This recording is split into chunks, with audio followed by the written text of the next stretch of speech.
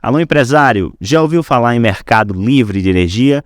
É a forma mais simples e eficiente que você tem para reduzir os custos da sua conta de luz. Acesse a Elétrica Energia e descubra como. Oi, pessoas, tudo bem? Começando mais um episódio do Saideira Podcast. Tô me sentindo desse lado aqui um pouquinho solitária. Meus companheiros não vieram hoje, meu companheiro não veio hoje. Mas eu posso dizer que o papo é especial de mulheres. O Clube da Luzinha, vamos dizer assim, porque minha convidada de hoje é mega especial. Tem muita coisa para falar com a gente. Eu tenho o maior prazer em receber Priscila Rezende. Tudo bem, Priscila? Tudo bem? Como você está? Quanto tempo, né? Quanto tempo? Saudades. Priscila, a gente vai conversar muito, né? Eu quero saber de muitas coisas, a gente tem muita coisa para falar. E claro que a gente tem que tocar no nome de Djalma Rezende. Posso tocar no nome dele tranquilo? Posso perguntar tudo? Com certeza. Tá, então já vamos começar nessa parte do Djalma. Que, querendo ou não, era uma pessoa muito conhecida, uma pessoa muito querida. E acabou que você, se casando com ele também, se tornou conhecida, né? Também, muito querida também. Como que foi sua vida com o Djalma? Bom, nós ficamos juntos por 8 anos, né? Ele fez parte da minha vida, assim, das minhas maiores conquistas. Foi meu mentor, né? Foi mais que um marido, um amigo, um companheiro de vida mesmo. E por todas as diversidades que a gente já enfrentou juntos, eu posso dizer que foi metade de mim, né? Ele que fez eu criar um amor pela advocacia, uma pessoa que fez direito pensando 5 anos em fazer concurso público, e ele fez eu criar esse amor pelo direito, pela advocacia, né? Então, assim, é difícil eu classificar em um nome, em breves palavras, o que ele significou, né? Eu acredito que a gente viveu uma linda história de amor juntos. Ele partiu quando a gente fez 8 anos juntos mesmo, no dia que a gente se conheceu. Então, muitos momentos marcantes, como casamento, né? Como todo mundo conhece. Mas assim, ao longo do meu crescimento, né? Que eu conheci, eu tinha 23 anos, eu casei com 24 anos. E hoje, assim, com 31 anos recém-completados, eu posso dizer que ele participou dessa transição de menina a mulher. Priscila, você falou no casamento, a gente tem que recordar que foi um casamento que deu o que falar. Foi uma cerimônia, dizem por aí, na época, foi avaliada em mais de 8 bilhões. Eu tive o prazer de ir, eu estava lá. Convidada de honra. Teve show de Anitta, de Thiago Abravanel, mais de 1.000 convidados, né, autoridades, pessoas importantes compareceram ali naquele casamento. O casamento, já só para um comentário que você fez no bastidor, o Djalma gostava de ser excêntrico, gostava assim de aparecer, né? Você já era mais na sua.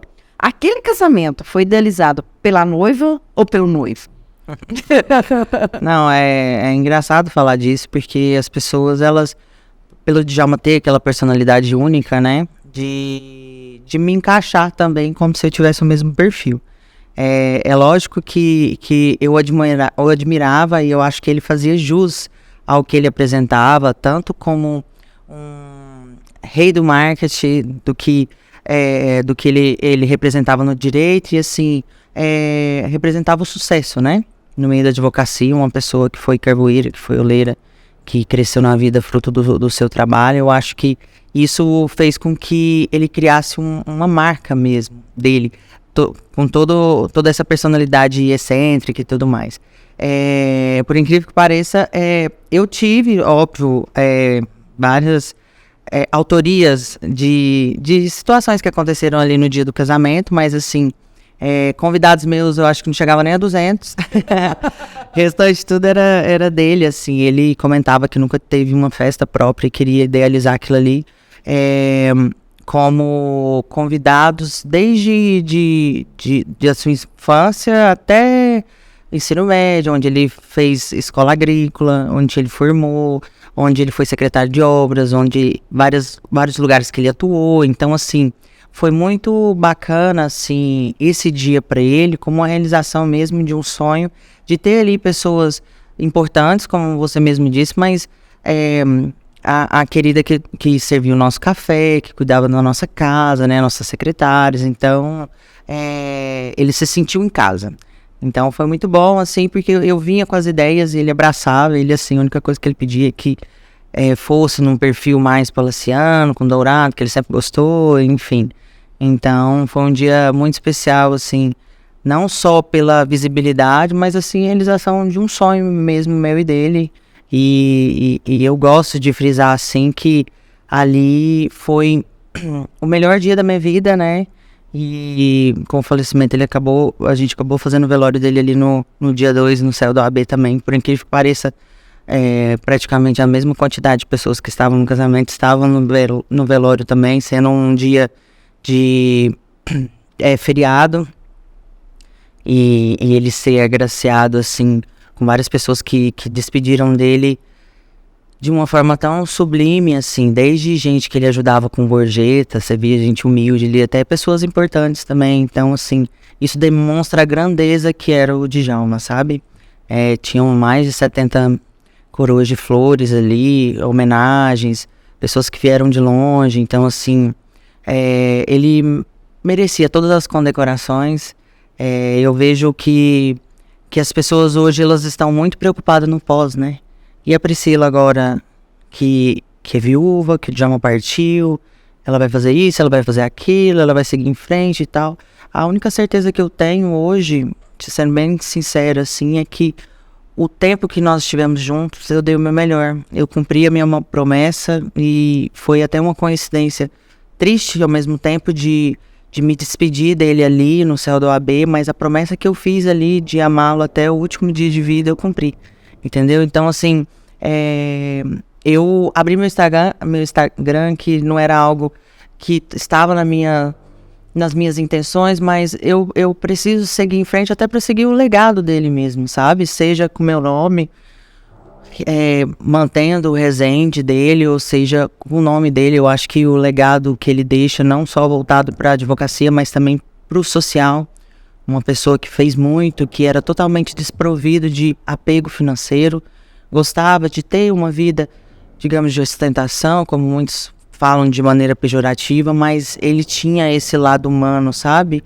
Ele conseguia ser chique na hora que era pra ser chique, ele conseguia ser humano na hora que ele precisava ser humano, competente na hora que precisava. Então, assim, esse legado que eu procuro buscar cada vez mais, sabe? E tô feliz de estar aqui, falar dele, falar da nossa história. Dá pra ver na sua fala, no seu olhar, o quanto que você fica feliz em falar da história dele, mas eu brinco que eu tenho uma telepatia aí com quem tá assistindo a gente, que eles têm algumas curiosidades que eu tenho que te perguntar. É como você disse, o Djalma era muito conhecido, né, por fazer boas ações, por defender grandes causas, por aparecer na televisão. O Djalma deixou testamento pronto, Priscila? Nada. Eu falo assim, quando morre alguém, uma pessoa de personalidade... programa, né? A primeira pergunta é assim, e o testamento? Quem vai herdar tudo e tal? Djalma deixou testamento? Nada, é como diz aquele ditado, casa de ferreiro, espeta de pau, né? Um advogado daquele type não deixou testamento. Não deixou. E assim, no início foi um pouco assustador, porque é tudo muito novo, né? Como ele já havia internado há 2 semanas, ele internou no dia do meu aniversário.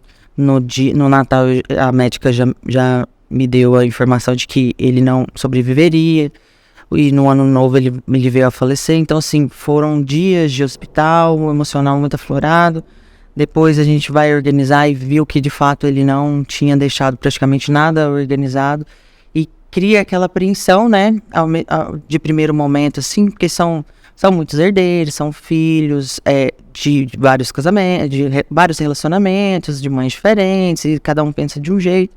Mas, assim, eu tenho a plena convicção que aquilo não é que ele fez por mal de não deixar nada organizado, mas falar de morte era algo muito delicado, vindo de uma pessoa que superou tantas agruras ao longo desses mais de 5 anos de tratamento, sabe? Foram mais de 200 quimioterapias, 5 cirurgias, coma, bolsa de colostomia, quimioembolização, radioembolização. Então, assim, foram várias situações, Covid, dengue hemorrágica, dengue com Covid. Então, assim, várias coisas que a gente superou juntos, coisas até piores do que essa última situação, e a gente conseguiu dar a volta por cima, sabe? Então, Lógico, ele não acreditava ali que pudesse vir a falecer, entre aspas, tão rápido e talvez ele não achasse... Eu acho que ele não conseguia encarar isso de frente, sabe? Porque ele já vinha de um histórico assim, eu brincava que ele já tinha dado trabalho pro anjo da guarda dele bastante, sabe? De vários acidentes que ele teve ao longo da vida, assim, vários milagres, sabe? Que ele vivia de milagre. Eu acho que como um homem de fé que era, eu acho que Deus o poupou várias vezes e assim, pela bondade que ele pregava, a questão da caridade em si, da compaixão, eu acho que Deus deixou ele aqui mais um tempo e queria que tivesse deixado mais, né? Eu tinha até reservado o próprio céu da OAB para fazer o aniversário dele de 70 anos. Contratado o Leonardo, que era cantor e amigo íntimo dele, assim. Que ele completaria 70 anos agora, dia 31 de julho. Mas os desígnios de Deus, Deus são outros, né? E, assim, só tenho a agradecer mesmo a oportunidade de ter vivido esse tempo ao lado dele, de ter aprendido tanto, sabe? De crescer, de ser forte. Eu acho que acima de qualquer coisa, assim, de qualquer bem que ele venha deixar, não só para mim, para os herdeiros também, que a gente tem procurado resolver da melhor maneira possível, sabe? Lógico que tem o próprio processo que já demanda um tempo, uma dedicação e um emocional, a perda do ente querido, né? Deixamos os ânimos aflorados, mas assim, graças a Deus, a gente tá com um objetivo maior, que é resolver isso de maneira mais breve possível. Priscila, não vou entrar nesses detalhes, assim, porque a gente sabe que essa questão de inventário, quando tem muitas pessoas, acaba que pode gerar algum problema. Mas o escritório de Djalma Rezende, que era aquele escritório que a gente conhece, a gente sabe que era o amor do Djalma, a gente sabe que ele tinha uma paixão muito grande por aquele escritório. O escritório vai ficar como? Vai ficar com você? Você vai continuar administrando? Vai continuar funcionando normalmente? Eu, como inventariante, eu sou administradora de todos os bens. E querendo ou não, o escritório em si ele é um bem, né? E eu venho batalhando ali para manter a casa em ordem. A sociedade dele era uma sociedade unipessoal, então ela se extingue com o falecimento do único sócio. Então, provavelmente, num futuro próximo eu devo fazer a transição. Mas, como eu venho dizendo, é que o maior legado ele deixou na vida de cada um que pôde conviver com ele, ter a oportunidade de aprender tanto com ele, sabe? E vou permanecer ali na sede, como é um local alugado e ele já estava ali há quase 30 anos, então eu quero manter essa estrutura, esse lembrete, nem que seja em memória, sabe? De tudo que ele viveu ali, quem conviveu sabe que o escritório era a vida dele, que era... Em primeiro lugar, a gente sempre brincava que o povo falava, tô indo na sua primeira casa. E ele falava, então pode correr aqui pro escritório, que a minha segunda casa é meu lar. O escritório é minha primeira casa. Então, assim, procurar seguir o perfil dele, sabe, de dedicação. Eu falo que ninguém é um bom... Competência a gente treina. Ninguém se torna um bom profissional de um dia pra noite, né? Então, eu venho nessa construção aí. Graças a Deus tive o privilégio de conviver com ele por 8 anos e isso já me deixa em vantagem com vários outros profissionais. A gente não tem segredo, sabe? A gente via como era assíduo no trabalho, a dedicação dele, ele respirava o direito, era um cientista, né, do meio jurídico, então assim, tem uma responsabilidade muito grande que é carregar esse legado, mas independente de ter o nome ali na porta, o meu nome, o legado dele vai continuar vivo. Querendo ou não, o nome de Djalma Rezende vai continuar com o peso que sempre teve, né? E eu tive, né, o prazer de, por 2 vezes ter contato ali com o Djalma, que a primeira foi no casamento de vocês, né? Eu fui para fazer uma matéria, mas acabou que eu tava de convidada também, porque a gente aproveitou muito aquele casamento, uma festa muito bonita, né? E depois eu tive a oportunidade de entrevistá-los na casa de vocês, que era uma matéria com o Rodrigo Faro, que ele foi fazer lá. E deu para ver, porque a gente chegou antes ali para poder conversar e tal, e como o Djalma era humilde, né? Aquele contato que você, igual você falou, que ele tinha ali com as pessoas que trabalhavam na casa dele, da gente ir para a cozinha, de eu ir lá para a cozinha, porque tinha umas meninas lá que me conheciam, queriam me conhecer, a gente foi para a cozinha, e lá na cozinha a gente comeu, a gente conversou, Djalma deixou eu dirigir um carro dele, sabe? Então aquela coisa assim, aquela pessoa que... Tipo assim, você vem aqui, você tá em casa e tudo mais, a gente almoçou, foi um momento, assim, bem incrível, e que eu confesso que eu não tinha tanto tempo, assim, de contato com pessoas, né, tão importantes. Eu confesso que eu saí de lá impressionada, eu falei, gente, puta, né, que pariu mesmo, literalmente, Que humildade. E depois eu tive a oportunidade, nesse período, de aprofundar na história, de saber, igual você falou, de descobrir que ele era uma pessoa muito caridosa, uma pessoa que gostava de ajudar. E nesse período do câncer, também ficou muito visível, porque ele teve um contato muito grande com o Hospital do Câncer em Barretos, né? Ele teve tratamentos lá e tudo mais. E acho que aí que as pessoas vieram a saber realmente... Que, igual você falou, era uma pessoa que gostava, né? Ele ganhava o dinheiro dele, ele tinha todo o direito de desfrutar de uma vida boa, mas que ele gostava também de ajudar. E muitas pessoas, infelizmente, com a morte dele, vieram a saber dessa parte, desse lado do Djalma, que não era aquele advogado, né, extravagante, que gostava de aparecer e tudo mais, não. Que ele fazia isso, mas que ele tinha uma contrapartida ali que era do coração dele, né, Priscila? Sem dúvida, assim, o Hospital de Barretos, ele já era doador lá, ele chegou a ser até, inclusive, o maior doador de pessoa física ali do hospital, ele sempre esteve antenado com isso, e acredito que nem passava pela cabeça dele imaginar que ele seria acometido por essa doença, porque não teve ninguém da família com o câncer, sabe?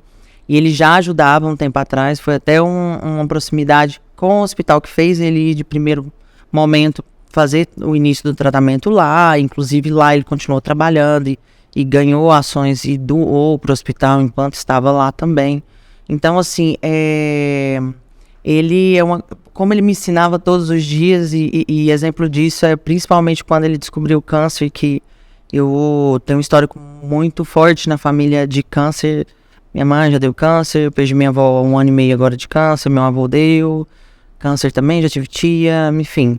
E pelo trauma, assim, ele falou, amor, eu prefiro ter câncer, que eu consigo trabalhar, eu consigo tratar e ter uma sobrevida, do que Deus ter me dado um infarto, que eu morreria de repente, ou um AVC, que eu ficaria acamado. Pelo menos eu tenho a minha mente, ela continua intacta e eu consigo trabalhar. E como trabalhou ao longo desses mais de 5 anos de tratamento, sabe? Ele não tinha expectativa de vida nem de 1 ano, porque quando ele descobriu o câncer, ele já estava com estágio 4, então já tinha metástase no fígado, no pulmão, e ele o tempo todo acreditando, a gente sempre batalhando, sabe? Ele descobriu o câncer, eu tinha, acredito que nem 1 ano de casado, então foi tudo muito novo para nós, assim, de viver a lua de mel e já engatar uma batalha dessa, assim, e graças a Deus a gente cresceu junto, e isso fez a gente se unir ainda mais e aprender com os desafios, né, aprender a conviver com a doença, que é algo muito difícil, porque tem dias que você realmente não quer continuar e um apoia o outro. Isso é muito importante, porque, querendo ou não, só quem passa para saber que a pessoa que tá ao lado ali adoece junto. Então, realmente, assim, eu aprendi demais a dar valor às pequenas coisas, e eu até disse numa conversa que eu tive recentemente que eu aprendi o que ser e o que não ser, sabe? Então eu vejo o quanto a dedicação dele era algo importante, e vai ser importante pra minha vida, mas o quanto aquele ditado de você batalhar para você ter dinheiro e depois você gastar seu dinheiro para ter sua saúde, então isso me marcou muito, assim, vendo o quanto ele priorizava o trabalho, mas ao mesmo tempo a saúde também tem que caminhar junto, sabe? Saúde mental, que hoje a gente vive num mundo doente, né? E você não perder a sanidade mental, que é uma das coisas mais difíceis, porque lidar com o mundo hoje não tá fácil, com as agruras que a gente tem que conviver, como o Covid, a Covid que veio repentinamente, você aprendendo a lidar com essas adversidades assim e amadurecer. E o sofrimento, eu acho que o suportar, a gente não aprende lendo livro, nem vendo a vida do outro, a gente aprende vivendo ali. Então, são desafios, né? Eu só tenho a agradecer. Eu falo como eu sou grata de ter vivido ao lado dele, porque nesses 31 anos eu falo que a minha alma acabou ficando velha. Porque você aprende tanto com o exemplo, sabem? Que isso eu vou levar pelo resto da minha vida. Priscila, quando você começou a namorar o Djalma, quando vocês se conheceram, resolveram casar, você sofreu muito preconceito, muito julgamento pela diferença de idade, por questão financeira? Você chegou a sofrer algum momento, assim, presenciar algum preconceito na relação de vocês? Sem dúvida, né? A gente sofre preconceito Por ser mulher, a gente já sofre preconceito. Assim, você é julgada. Se você se cuida, as pessoas já te taxam como fútil. Porque ou é bonito ou é inteligente. As duas coisas não dá certo. Se você tá num cargo de importância e você tem um rostinho bonito ali, é porque você tem relacionamento com alguém.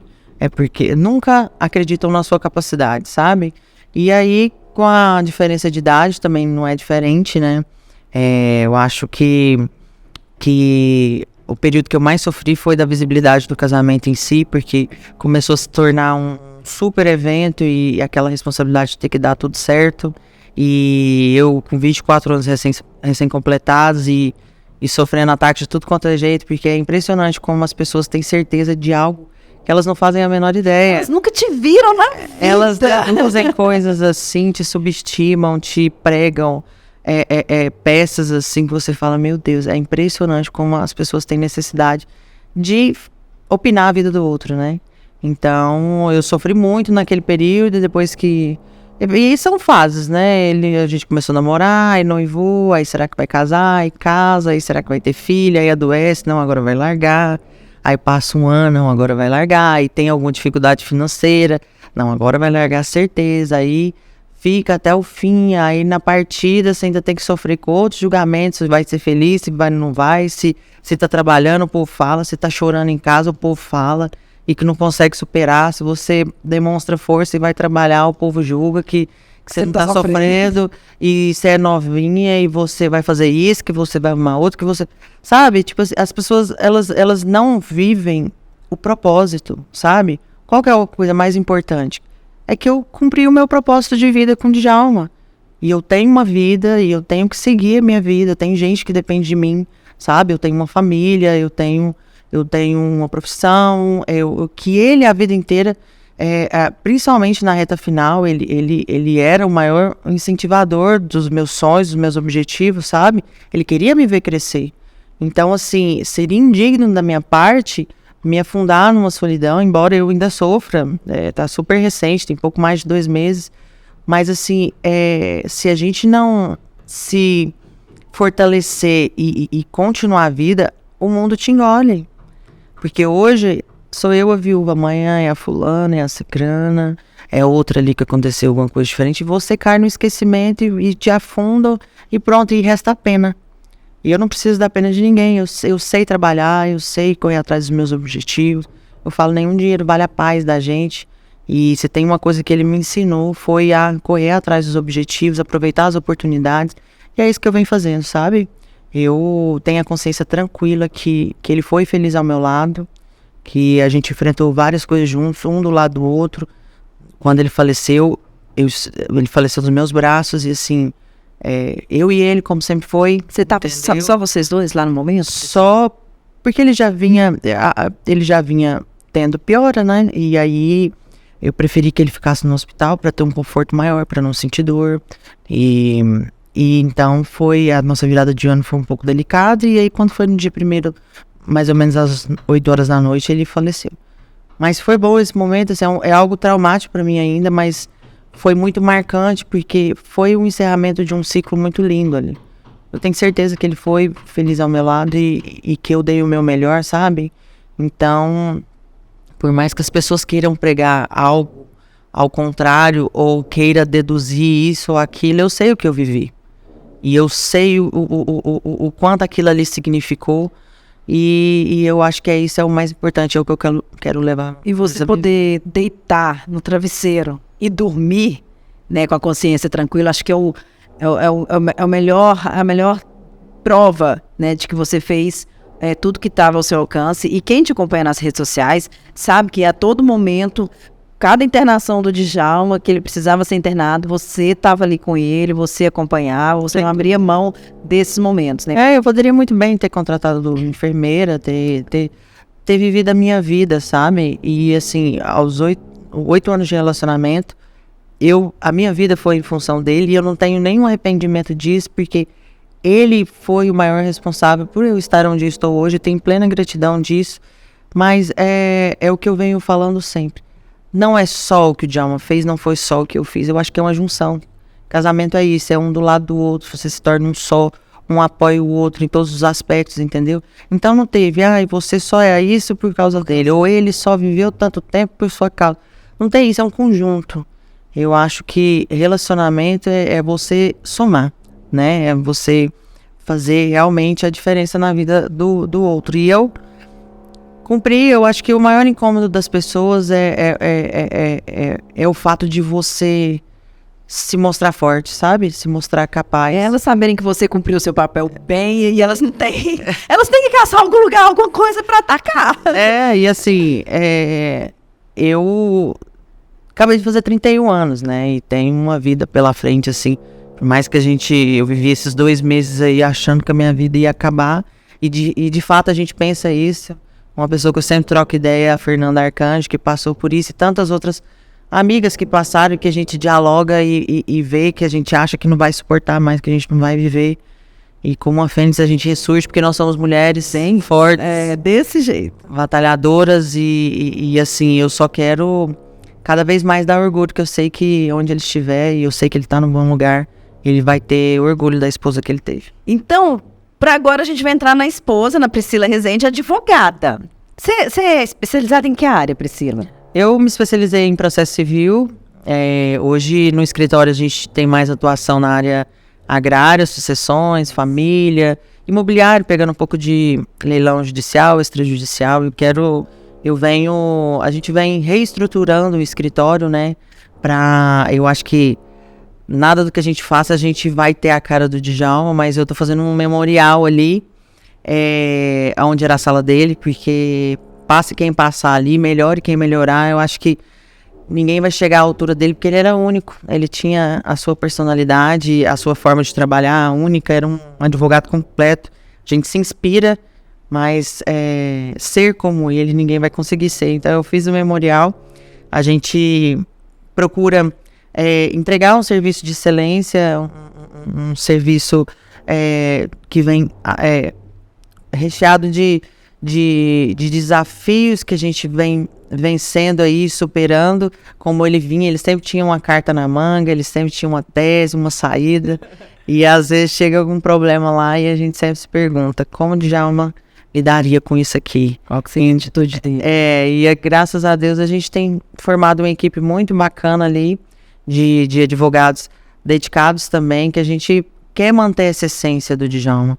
A personalidade, a emoção que ele colocava nas petições, a forma única, personalíssima de atender o cliente, a dedicação em cada processo como se fosse dele mesmo, sabe? Ele falava que o maior bem que ele tinha era o nome, né? Então, eu representando ele ali, eu quero cada vez mais proteger e exaltar o meu nome, tendo ele como o meu mentor. A Priscila é muito atuante ali com a OAB, principalmente a OAB das mulheres, essa questão das mulheres. Como que foi para você se ver ali? Vamos deixar o Djalma, nesse momento a gente sabe que o Djalma te ajudou muito. Sem dúvida. Mas eu costumo dizer assim, a pessoa pode te ajudar, ela pode, por que for, se você não tiver talento, se você não tiver o brilho próprio, não há Djalma que vá te manter ali, porque vai falar assim, olha, você me desculpa, né? Pode ser sua esposa, filha, mãe, vai...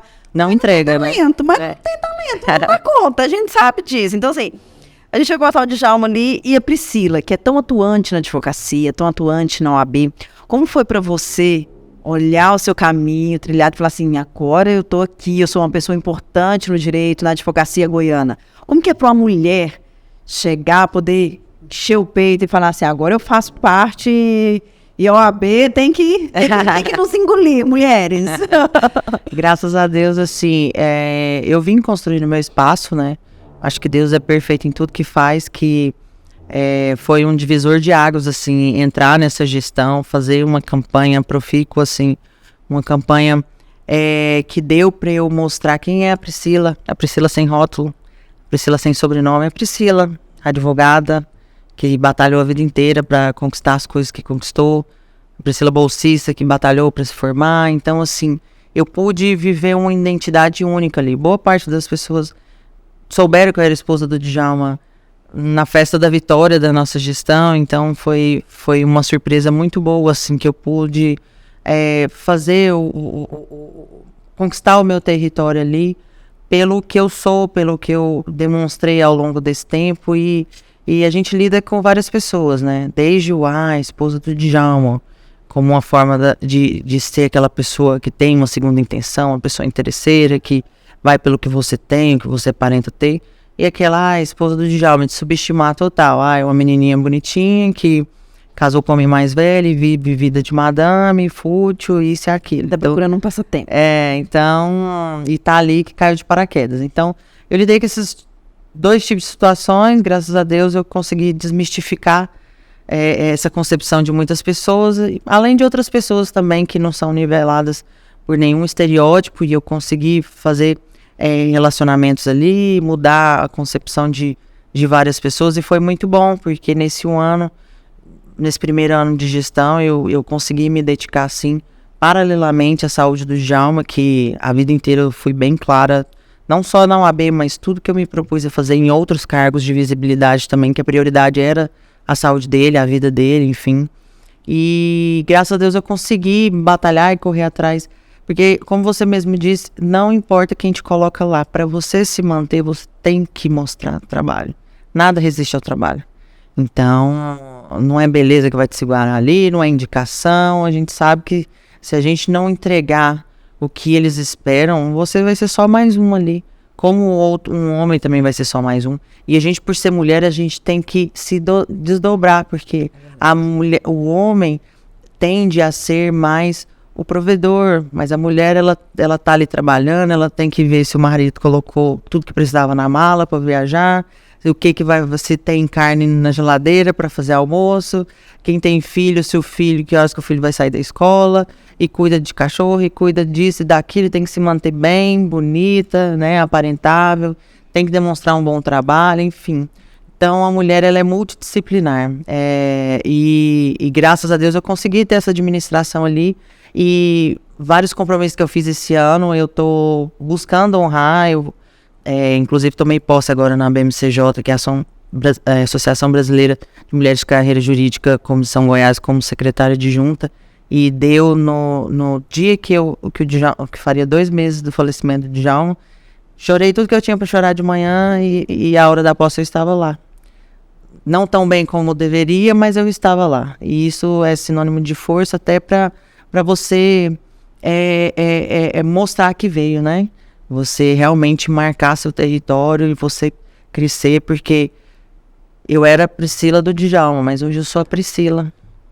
Sem o Djalma, com o legado do Djalma, mas eu tenho uma identidade, então eu tenho que batalhar por isso, para que ninguém amanhã ou depois possa falar que eu vivo à sombra do meu falecido marido. E eu sei que eu sou capaz de conquistar o meu espaço cada vez mais e cumprir meus objetivos. E assim, a pauta feminina é uma pauta que me interessa bastante, porque eu sei como a mulher é julgada, a mulher ela é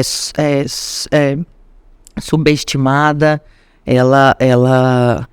o quanto é mais difícil você criar espaços ainda mais em departamentos que são praticamente de homens, né?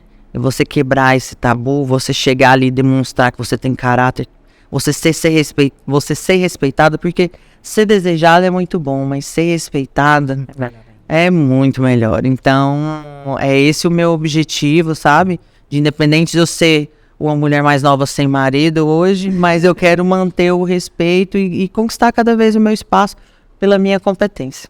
Priscila, vamos falar da parte de advocacia, né? A gente sempre, quando recebe pessoas com algumas profissões específicas, a gente tem algumas curiosidades sobre essas profissões. Nós recebemos aqui um dentista, a gente tem toda aquela curiosidade sobre a profissão. Na profissão de advogado ali, por mais que você seja especialista, você quer ir para a área ali do direito agrário e tudo mais, é dedicada a isso. Mas sei lá, a Priscila advogada tá ali e aparece um criminoso para a Priscila defender. Aparece uma pessoa acusada de crime, de feminicídio, de algum crime hediondo. A Priscila, como advogada, advogado acho que não pode recusar a causa. Tem isso? Eu confesso que meu marido é advogado, mas eu não nada disso. Ou você pode virar e falar assim, não, eu, como mulher, não quero defender uma acusada de feminicídio, não quero defender um estuprador de criança, essas coisas assim. Você teria isso com você? Você tem essa de falar assim, se cair na minha mão eu defendo, independente do que for? Eu acho que é um assunto tão delicado e eu penso que é por isso que eu não me enveredei para a área criminal, porque realmente, assim, o cliente em si, ele quer um advogado para chamar de seu, sabe? E como eu tenho algumas áreas de atuação e não teria problema nenhum de indicar esse tipo de cliente para outra pessoa que é capacitada, e isso, o network da OAB foi algo muito importante para mim, assim, que é perfil de profissional, sabe? Eu conheço gente que é um bom criminalista que não vê rótulo, né? Vê ali um serviço e pronto. Porque, querendo ou não, todo mundo tem direito à defesa, né? Todo mundo tem esse direito. A advocacia pública tá aí para isso também. Justamente. Né? Então, assim, por mais que às vezes a gente vê algum autor de um crime hediondo, ele é trocado por um monte de advogado, mas alguém vai ter que defender. Então, eu acho que vai muito de perfil, assim, de profissional, do que você está disposto a mexer, porque não adianta nada eu acredito muito nessa de que você tem que fazer o que você ama. Então, o que me faz feliz é o direito agrário, é o direito de sucessões, que eu gosto muito de... Agora, vivendo isso no inventário, eu não sou advogada da minha própria causa, porque eu acho que o emocional abala muito, mas é uma área que me interessa muito. Direito de família, eu acho que tem que ter o perfil, sabe? Mas nenhum cliente vale a sua paz, nenhum dinheiro vale a sua paz.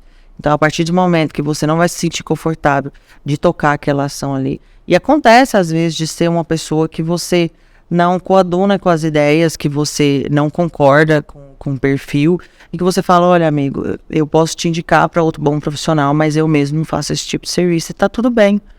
Você vai deixar de ganhar o dinheiro, mas a sua paz, ela tem que estar acima de qualquer dinheiro, porque hoje, ainda mais no mundo que a gente vive, essa questão psicológica anda tão em voga, sabe? De você cuidar da sua saúde mental, porque o mundo, ele anda doente. A gente vê em várias situações o quanto o materialismo, ele se sobrepõe, ou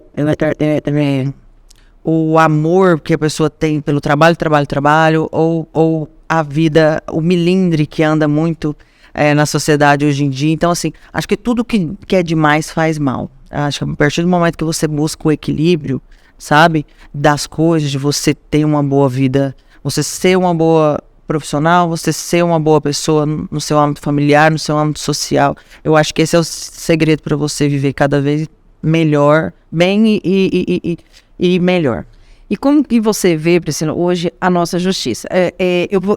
Eu pergunto como uma pessoa leiga, como uma cidadã comum, que vê uma Suzane Richthofen que ganha ali um direito à liberdade, a sair, uma Nardoni lá que ganha os seus direitos, o Bruno que ganha os seus direitos. A gente sabe que a lei, né, ela foi feita para ser cumprida, a lei cabe para todos, mas em questões de a população leiga vendo isso, e mesmo sabendo que é um direito que aquele preso conquistou, você acha que tem muita coisa na nossa justiça que tem que ser mudada, na nossa Constituição que deve ser mudada, porque muitos desses direitos estão na Constituição? Tem muita coisa para mudar no Brasil em relação à justiça brasileira? Eu acho que um dos pontos mais importantes é o Código Penal, né?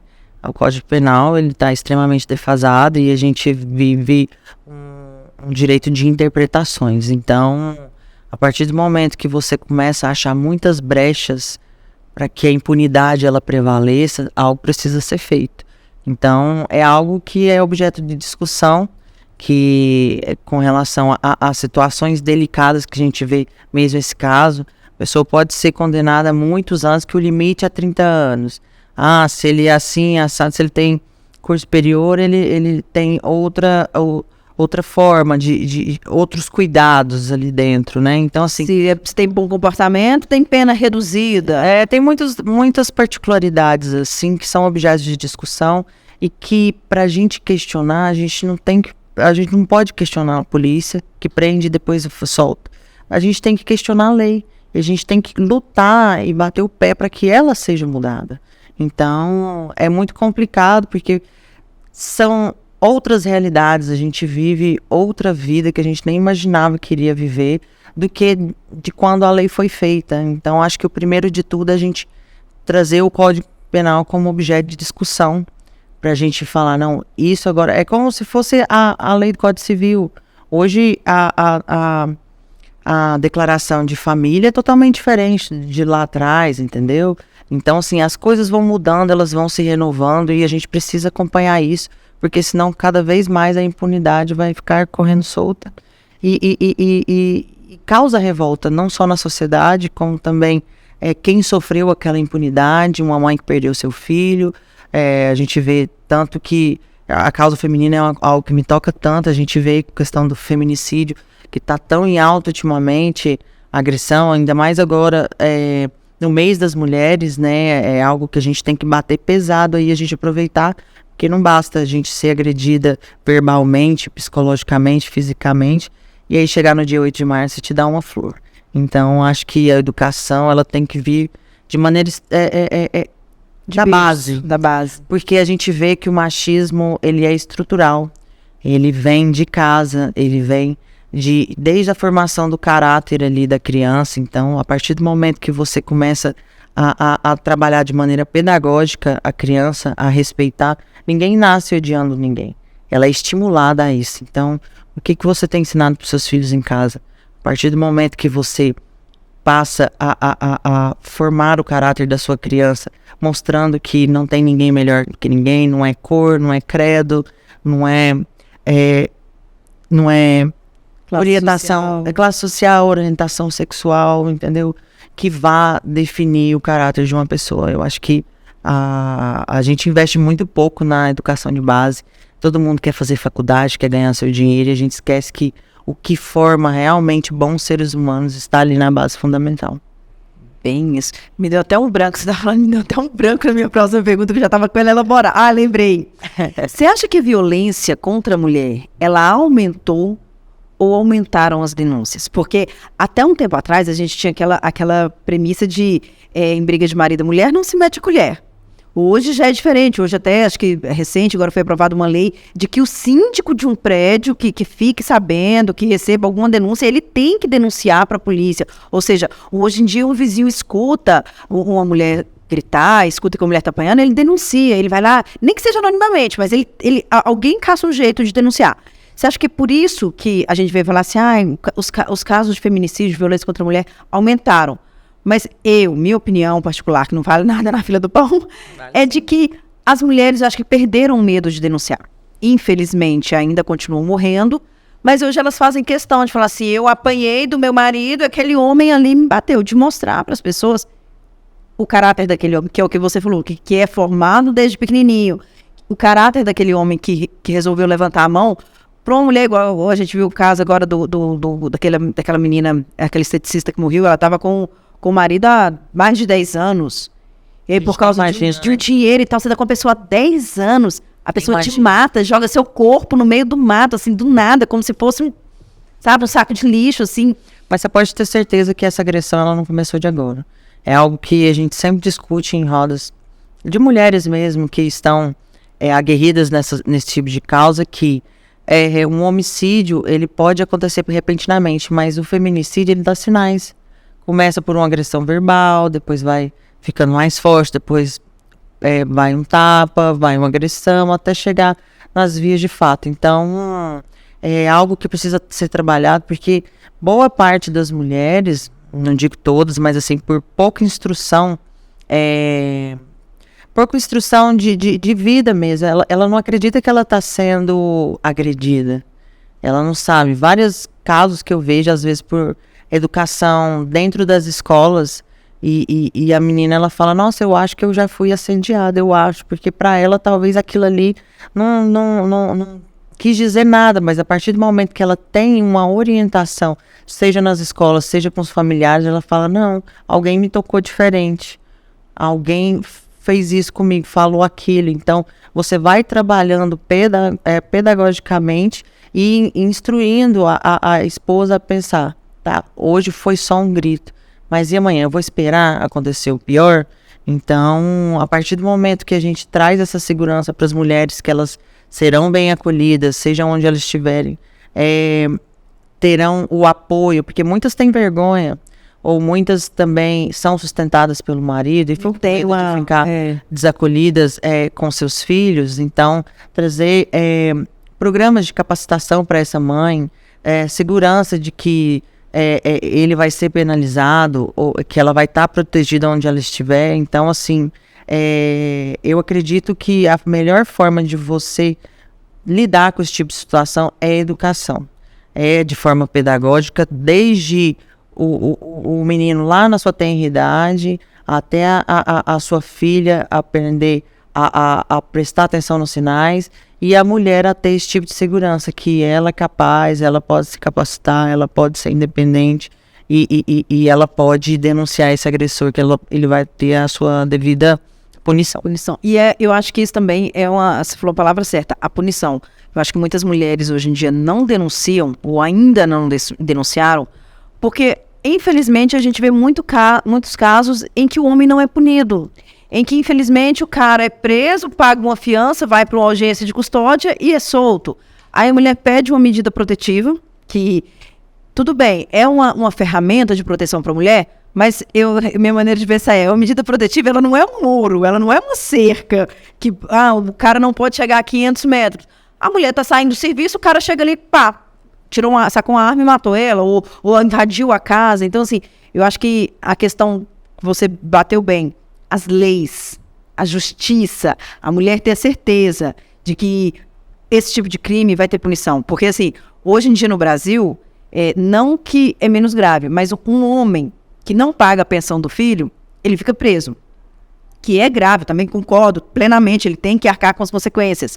Mas a não pagar a pensão de um filho, matar a mãe do seu filho e o seu filho junto à sua filha, que é vários casos que a gente vê, esse cara não fica preso, ele passa por uma audiência de custódia e vai ser solto. Ou daqui ele vai cumprir uma pena, sei lá, de 2, 3 anos, vai ter uma redução, vai ter um habeas corpus, vai ter alguma coisa, e ele vai pra rua novamente. E vai sair dali cheio de ódio. Querendo descontar naquela pessoa que colocou ele ali. Por isso que é tão importante a educação de base, que eu falo, para você evita lá na raiz do problema. Porque a gente sabe que, às vezes, um bandido que ele entra na cadeia, ele sai pior. Ele aprende mais. Ele vira um animal. Então, às vezes, ele agrediu a mulher, tá lá dentro, ele comete um homicídio, ele entra no caminho das drogas porque ele é malquisto na sociedade, e ele não é reintroduzido mais nesse mercado de trabalho. Então, assim, é um ciclo tão grave que a gente deveria cada vez mais investir na educação de base. Investir nessa questão pedagógica. Eu falo que você impor algo para alguém é muito mais difícil de se cumprir do que você racionalizar aquela pessoa ali, você fazer refletir, olha, isso está errado por causa disso e disso. Eu falo porque na minha família mesmo tem várias pessoas machistas e a gente trabalha, não é falando, você está errado, você isso e aquilo, porque não são pessoas ruins, mas estão enraizadas, têm uma questão estruturada que precisa refletir e falar, não, poxa, realmente ela tá certa, tá errado, entendeu? E trabalhar essa reflexão. Por isso que é algo que a gente quer trabalhar, a gente vê que todos os órgãos vêm cada vez mais, ainda mais agora com o caso do Daniel Alves e tanto que tá em alta essa questão, sabe, de parar e refletir e pensar que pode acontecer com qualquer pessoa e que qualquer homem pode ser o causador daquela dor naquela mulher. Então, assim, o problema tá aí e tem que ser resolvido o quanto antes. E igual você falou, o futuro para acabar com esse tipo de problema são as nossas crianças, né? São como elas são educadas hoje. Como um pai cria um filho, a mãe vai criar uma filha, como a educação que vai dar para ele, o comportamento que vai ser dado para ele dentro de casa. E as escolas, que eu acho que tem um papel fundamental. Eu desde que eu estudava, eu falava assim, eu nunca entendi por que a gente tem que estudar a raiz quadrada, a gente tem que estudar o cubo, ou sei lá o quê, eu nunca vou usar isso na minha vida. Eu acho que da mesma maneira que introduzem essas matérias que são fundamentais, crianças têm que estudar, têm que aprender tudo bonitinho, tá? Mas deveriam também introduzir, olha, toda escola estadual, toda escola pública e particular uma vez por semana vai ter uma aula de direito civil, uma aula de convivência, uma aula de educação sexual. Não é ensinar o seu filho a fazer sexo, não. É justamente isso, ensinar o que não se pode fazer, o que não se deve fazer. E nem aceitar. E nem aceitar, quando se diz... eu falo isso porque a minha filha tem 2 anos. E hoje eu já brinco com ela, falo assim, vou trocar a fralda, vestir alguma roupa. Ela chega em casa, eu sempre examino ela. Mãe, a gente vai... É mania. Chegou em casa, eu sempre dou aquela examinada, olho e tal. E sempre viso... A pepequinha não pode encostar, a pepeca não pode, pepeca isso, pepeca... A mamãe que vai olhar, a mamãe vai... Ninguém pode pôr a mãozinha aqui. E eu começo a ensinar para ela, e desde agora, de que ela não pode. Por quê? Porque uma criança, infelizmente, a gente vê muito abuso infantil em crianças de 1 ano, de meses, como aconteceu recentemente aí. O ser humano tá doente. Daquele homem, daquele pai que estuprou uma criança de 27 dias. Então, a pessoa fala, mas ela é muito novinha, ela não entende. Entende? Ela entende que a pepequinha não pode pôr a mão. E a partir daí, desse momento que você vai educar a criança, seja homem ou mulher, da base. Precisa da base para criar bons seres humanos. Sem dúvida. Falei demais. Que eu acho que a gente vai encerrar com a Priscila, que foi um papo maravilhoso. Senão, se deixar aqui, eu acho que nós vamos ficar com essa conversa. Pois é, eu acho que se deixar aqui, nós vamos ficar umas 3 horas, né, Augusto? Falando sobre isso, falando sobre tudo isso, né? Priscila, mas eu queria que, antes de encerrar, você deixasse uma mensagem, porque a gente sabe, a gente vai voltar ali no Djalma, a gente sabe que o Djalma ajudou muitas pessoas, né? Deixou, como você disse, um legado para a advocacia. E eu queria que você deixasse a sua mensagem de quem foi o Djalma, o que o Djalma representou na vida dessas pessoas, e para que os futuros estudantes de direito, para você que está aí, não conhece, não sabe a história, vai estudar, vai ler para descobrir quem é Djalma, quem foi Djalma Rezende, quem é Djalma, né? Que a história dele vai ficar aí.